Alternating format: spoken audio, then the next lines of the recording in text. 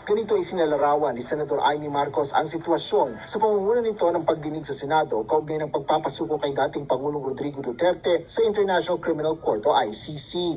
Aniya, hindi niya akalain na kung ano-ano ang maibubunyag sa Senate hearing habang ang pakay niya lang ay magkaroon ng kaliwanagan ng kontrobersyal na pangyayari. Bukod dito, malalim din anya ang kanyang pinaghuhugutan dahil nang dalhin si Duterte sa The Hague, Netherlands ay wala siyang ibang naaalala kundi ang kanyang ama na si dating Pangulong Ferdinand Marcos Sr. Pumasok ako sa hearing na walang balak na siraan yung administrasyon. Wala akong balak. Nagtatanong talaga ako.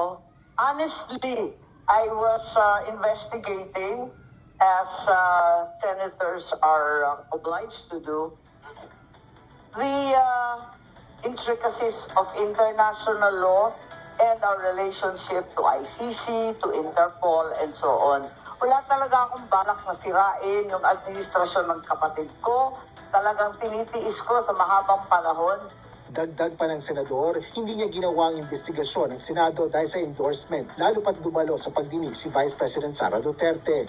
Gayunman, nagpapasalamat ito sa pakikilahok ng pangalawang Pangulo sa kabila ng mga issue ng di pagkakaunawaan sa pagitan ng dalawa. Magkaibigan naman kami sa politika, kaalyado, dapat. At sa labas ng politika, kaibigan ko pa rin. Siyempre, may panahon na naaasar yan sa akin. May panahon na gusto ko rin siyang awayin.